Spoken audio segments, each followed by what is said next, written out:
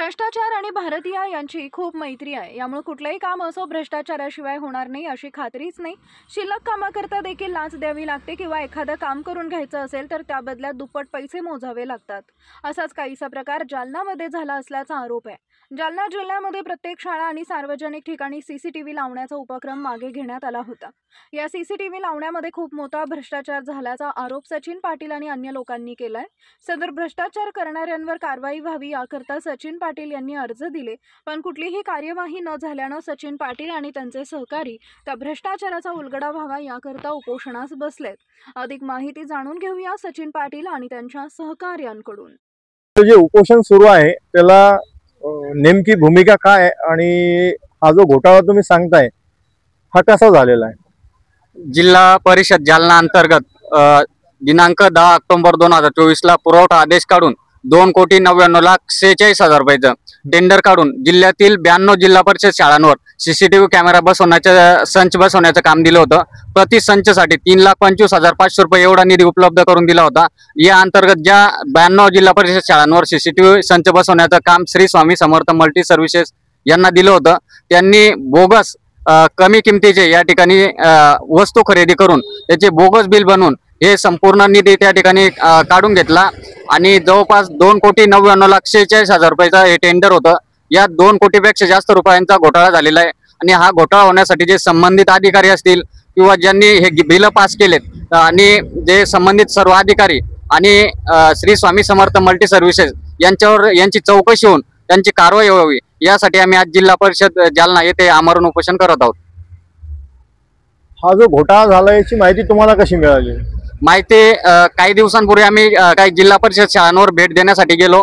त्यानंतर तिथे आम्हाला जे शाळेतील विद्यार्थी त्यांनी कळवलं की आमच्या शाळांवर जे सीसीटीव्ही बसवलेत हे अनेक दिवसांपासून बंद आहेत आणि आम्ही शिक्षकांशी त्या ठिकाणी चर्चा केल्यानंतर कळालं की जे टेंडर घेतलं होतं टेंडर धारकांकडे त्यांची सुधारणा करण्याची जबाबदारी होती, परंतु त्यांनी कोणत्याही पद्धतीचे त्या ठिकाणी रिस्पॉन्स न देता अनेक वेळा त्यांच्याशी संपर्क साधून देखील त्यांनी त्याची दुरुस्ती केली नाही। त्यामुळे आम्ही संपूर्ण माहिती घेऊन त्या विरोधात उपोषण करत आहोत।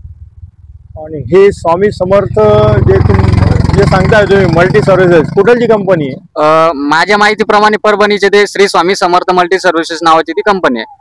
ही सामान्य माणसाची की कुठल्या नेत्याची वगैरे? सामान्य माणसाची जरी असली तरी अनेक राजकीय व्यक्तींचा ते असे सागेदोरे असू शकतात, परंतु चौकशीत ते समोर येतील। आपलं नाव? मी शिवभक्त सचिन पाटील फटाले। तुमच्यासोबत किती लोक उपोषण करतात? माझ्यासोबत आमचे सहकारी पांडुरंग मामा धसाळ आणि राजू मिसाळ सर हे देखील आम्ही 3 जण मिळून आमरण उपोषण करत आहोत। नमस्कार, आम्ही जिल्हा परिषद जालना या ठिकाणी आजपासून सकाळपासून 7 वाजेपासून उपोषणाला या ठिकाणी बसलेलो आहेत।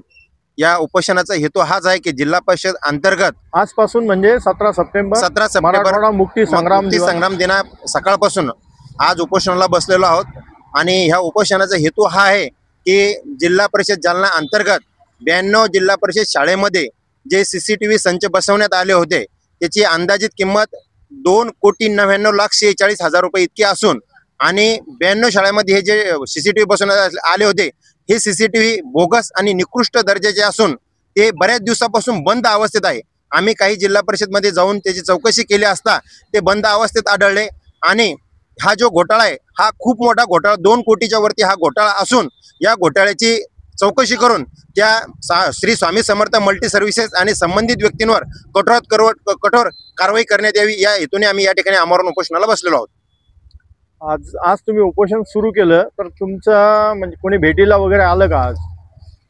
आज सकाळी 1 घंट्यापूर्वी या ठिकाणी डेप्युटी एज्युकेशनल ऑफिसर हे या ठिकाणी भेट देऊन गेले आणि त्यांनी विनवणी केली की बाबा आम्ही याची 15 दिवसात चौकशी करतो, पण आमचा हाच उद्देश होता। म्हणणं होतं त्यांना की तुम्ही आजपर्यंत निवेदन दिल्यापासून कुठल्याही प्रकारची कारवाई केली नाही।